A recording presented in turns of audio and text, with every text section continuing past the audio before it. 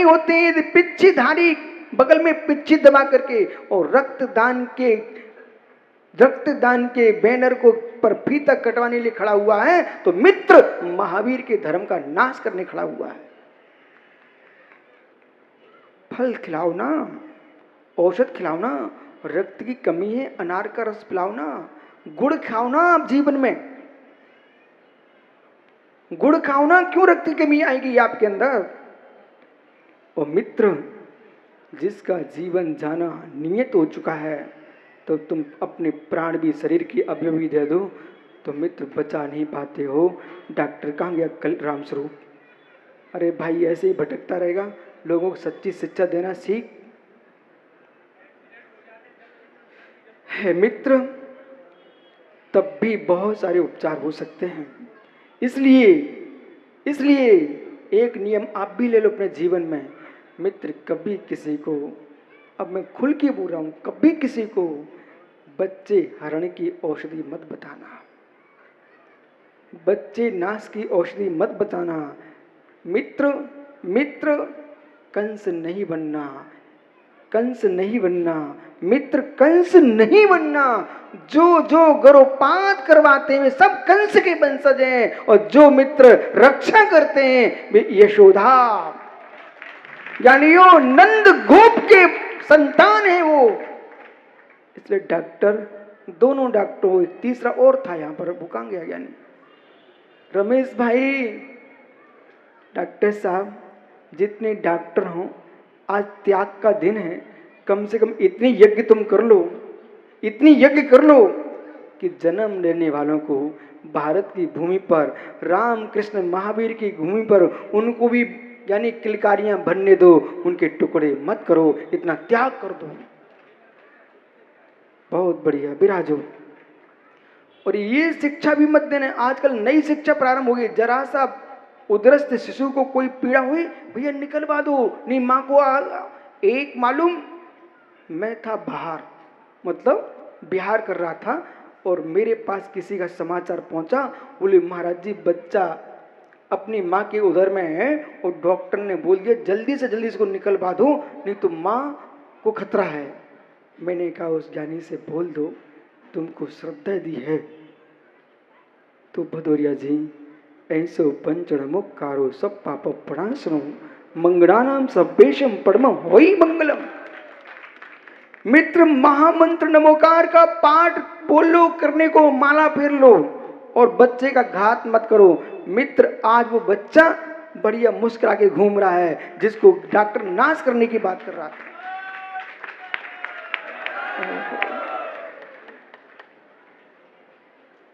शायद सुब्र सागर, शायद डॉक्टरों की और मंचले लोगों की बात मानी जाती तो तुमको यहां विशुद्ध सागर भी नहीं मिलते। लोग तो विचित्र होते हैं, सलाह देने वाले बहुत मिलते हैं। इसलिए मां, अपने जीवन में इतना ख्याल रखो, त्याग का दिन है, त्याग का। दान तो करो, पर इस बात का पता कर लेना, जिसे तुम सिक्के दे रहे हो, दादा नाथूलाल जी, जिसे तुम द्रव्य खर्च कर रहे हो, उसका पता तो कर लो, उसका उपयोग क्या करने वाला है। घर का मकान बनाएगा डॉक्टर राम स्वरूप, यानी यूं तो 50 बार इंजीनियर की सलाह लेगा, पैसा व्यर्थ न चला जाए। और मंदिर का, तीर्थ का काम कराने के लिए हर दिन नई दीवार खड़ी करो और नई गिराओ। इस समाज का द्रव्य का विनाश करना। हे मित्र, उन गरीबों के लिए साथ तुम कितना छल कर रहे हो कि ट्रस्टी बन गए किसी भी तीर्थ के। तुम्हारा कर्तव्य है उस द्रव्य का उपयोग अपने घर जैसा करो, उस तीर्थ जैसा मत करो। उन आचार्य मुनियों से भी कहना है कि तुमने कमाना नहीं सीखा, तुमने कहना सीखा है कि ये बनाओ ये गिरा दो, ये बनाओ ये गिरा दो। हे मित्र, एक बार बन चुका है, अब गिराने की जरूरत नहीं है। आप गिराओ मत, नए बनाओ, पुराने मत मिटाओ। भैया रब सिंह भाई, मित्र, संपूर्ण समाज बैठी है, कभी तुम्हारे मन में कोई लोभ दिखाने आ जाए कि बड़े विशाल विशाल यहाँ चारों तरफ तीर्थ हैं, पाबई ये क्या क्या तीर्थ हैं, बरासों, निर्होली, बरई, हे मित्र, प्राचीन तीर्थों को कोई आचार्य मुनि अपने भक्त के दान का लोभ दिखा तुम्हें करोड़ दिला देंगे। इस लोभ में आकर के ये प्राचीन मंदिरों को नाश मत कर देना। इसलिए मुझे मालूम है मित्र, मालूम है बहुत सारी आंखें लोगों की लगी हैं, पुरानी संस्कृति मिटाओ, अपना नाम बढ़ाओ। मित्र, बरासों बहुत प्राचीन तीर्थ है, भगवान महावीर स्वामी के जहाँ समोषण आया हो उस क्षेत्र का नाश मत होने देना। मेरे मित्र कहना, तुमको बनाना नए बना लो, लेकिन प्राचीन मंदिर का नाश नहीं होने देंगे। आज पूरे भिंड जिले में जब भिंड की बात होगी ना, तो मान मेरा भिंड, एक कोई किसी ने बनाया है मेरा भिंड, उसमें मित्र मेरे भिंड में सबसे पहले उन्होंने दिखाया बरासों जी। भदौरिया कितने बड़े बड़े मंदिर बना लेना, पर जो लोगों की बनखंडेश्वर पर आस्था है वो तुम्हारे नए मंदिर पर नहीं होगी। ऐसे मित्र जो आपकी बरही बरासों पर जो श्रद्धाएं लोगों की हैं, वे मित्र मंदिर नष्ट होते ही लोग श्रद्धा नष्ट हो जाती है। आइए विराजो ज्ञानी, दान तो देना, दान देने में कमी मत करना, पर दान देने के स्थान को देख लेना। सदुपयोग हो तो दान देना, जहां तुम्हारे द्रव्य का दुरुपयोग हो, मित्र दो बातों का ध्यान रखना।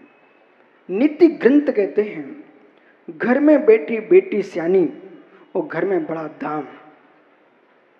घर में बेटी बेटी सियानी और घर में बढ़ गया दाम। हे मित्र, बेटी सियानी है तो किसी की भी हाथ में पकड़ा देना, ऐसा मत करना। विधर्मी को बेटी मत दे देना और यानी कुधर्मी को दान मत दे देना। अंधे कुएं में बेटी को पटक देना, अंधे कुएं में पैसा पटक देना, लेकिन जो मांस खाए, शराब पिए, ऐसे के हाथ में पैसा मत देना और ऐसे के हाथ में बिटिया मत देना। तुम कितना दहेज देगो, वो सब कंगाल मिटा के रख देगा, मिटा के रख देगा। पटक मत देना कोई बिटिया को कुआ में, नहीं कब विशुद्ध सागर कह गए थे। अरे कलयुग है, मैं तो समझा रहा हूं आपको। विधर्मी के हाथ में मत देना, विधर्मी के हाथ में मत देना, साधर्मी के हाथ में देना। एक समय था, एक समय था, आशीष इतिहास पढ़ो मित्र। एक समय था, चाहे तोमर राजे हों, चाहे भदौरिया राजे हों, चाहे छत्रसाल हो, चाहे अन्य अन्य छत्री राजे हों, एक समय था, यहां तक कि औरंगजेब जैसा आदमी भी अपने साथ जैनियों को लेके चलता था। जहां जहां देश में चाहे राजपूताना के हों, सेनापति छत्री हैं तो कोषागार भंडारी जैन होता था। उनको श्रद्धा थी। ये लेन देन में इनका दिमाग तेज है। और आपके मध्य प्रदेश का वित्त मंत्री भी कितने लंबे समय तक जैन रहे। मित्र सोचिए, यहां पर विषय पकड़िए, जैन से मतलब नहीं है, मतलब जब जब आवश्यकता पड़ती थी इस क्षेत्र में भी लोग अपना भूमि दे करके जैनियों को बसाते थे। उनका ये सोच होता था, जिस नगर में जैसे मित्र कोई मंदिर नहीं, पानी नहीं, वैद्य नहीं, जैन नहीं, तो गांव की शोभा नहीं। ऐसे उनके सूत्र होते थे। और जो गवाही जैन ने दे दी, बस अब किसी की जरूरत नहीं है। बालकों में आपसे इसलिए कह रहा हूं, बेटा अपने कुल की आन बान शान, मात्र पूरे नगर के बच्चों से कह रहा हूं, अपने बेटा कुल की आन बान शान, इसको गमा मत देना। एक चातक पुत्र अपनी माँ चातकी से कहता, माँ प्यास लगी है। एक चातक पुत्र मयंक अपनी माँ से कहता, माँ प्यास लगी है। तो चातकी कहती है, मेरे लाल अभी बारिश नहीं हो रही है, हमारे कुल में नदी नालों का पानी नहीं पिया जाता, हमारे कुल में स्वाति नक्षत्र की बूंद का पान किया जाता है। बेटे तुम क्या नर्मदा का पानी पीने जाओगे? क्या यमुना का पानी पीने जाओगे? क्या चंबल और गंगा का पानी पीने जाओगे? माँ ने समझाया बालक को, बेटा नदियों में लोग शौच भी शुद्धि करके आते हैं, नदियों में कपड़े भी धोते हैं, यहाँ तक लोग बड़ी बड़ी नदियों में मुर्दों को पा देते हैं, उस पानी को तुम कैसे पी सकते हो? तो चातक पुत्र कहता, माँ वो पानी तो नहीं पीऊंगा, लेकिन कैलाश पर्वत पर मानसरोवर है, माँ मानसरोवर का पानी पी के आता।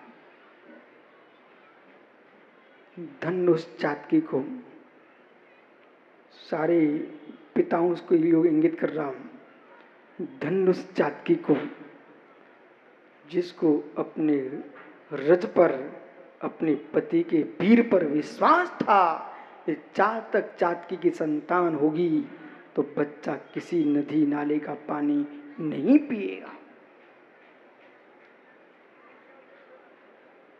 और माँ जब बेटा नहीं मानता तो माँ आशीष देती है, अपने लाल के मस्तक को सूंघती है, गाल को चूमती है और कहते, बेटे तुम जाओ मानसरोवर पर, कैलाश पर मानसरोवर में पानी पी के आओ। माँ का आशीष लेकर के पुत्र चल देता है मानसरोवर की ओर पानी पीने के लिए। मार्ग में रात्रि हो जाती है, एक वृक्ष पर जाकर के चातक पुत्र विश्राम लेता है। वहां पर विश्राम जब ले रहा था, एक घटना घटती है। उसके नीचे एक 80 साल का वृद्ध मनुष्य विश्राम ले रहा था, अपने बेटे की इंतजारी में था। बेटा प्रातः से गया था व्यापार के लिए, कुछ कमाने के लिए, पर जो बालक धन कमाने गया था, सुनाई पड़ रहा है ना, जो बालक धन कमाने गया था, उसने रास्ते में विजय चौधरी एक मोती मड़ियों से भरी थैली देखी। उस थैली को देख करके उसको उठा लिया। जैसे ही खोला, उसकी आंख बंद हो गई। क्षण को बेचारे ने इतना द्रव्य कभी देखा नहीं था। तुरंत उसने थैली बंद कर दी और चिंतन में डूब गया। धन 11वां प्राण है। लोग प्राणों की परवाह किए बिना धन कमाने निकल जाते हैं। जिसका ये थैला होगा मणि मोतियों से भरा, उसकी क्या हालत हो रही होगी। उस थैली को उठा लिया, इस दृष्टि से नहीं कि घर ले चलूंगा, इस दृष्टि से किसी के हाथ में पड़ गया तो जिसका है उसके हाथ में नहीं पहुंचेगा। और उसने उस पथ पर चलना प्रारंभ किया। एक घुड़सवार आते दिखा, और जिसका कुछ गुम जाता ना, उसकी आंखें अलग दिखती हैं। तो वो जमीन को देखते देखते धीमे धीमे चल रहा था। उस युवा ने पूछा, भाई आप घोड़े को इतना धीमे क्यों चला रहे हो भाई? बोले, बेटा कुछ मत पूछो, जीवन भर की कमाई मेरी नष्ट हो चुकी है। क्या हुआ? एक लाल थैली थी, उसमें मैंने जितना मोती हीरे पन्ना जवाहर जो कमाए थे सब उसके अंदर थे। मैं घोड़े पर जा रहा था, थैली मेरी गिर गई। उस युवा ने देखा कि अवश्य इन्हीं की थैली है। अपने थैले में से थैली निकाल के सौंप दी। अभी ताली क्या बजाई आपने? थैली सौंपने के बाद जिसके हाथ में ऋषभ थैली थी, उसने थैली वाले को सौंप दी। जिसकी थैली थी उसने अपनी थैली में हाथ डाला और एक मुट्ठी मणि मोती निकाल करके उस युवा को यूं करके देने के लिए हाथ किया। युवा दूर खड़ा हो गया। बोले, मित्र, मेरे पिता ने कमाई करना सिखाया है। मेरे पिता ने पसीना झरा करके कमाना सिखाया है। यदि मुझे आपकी एक मुट्ठी रत्न चाहिए होते तो थैली पूरे मेरे हाथ में थी, तुमको क्या मालूम था?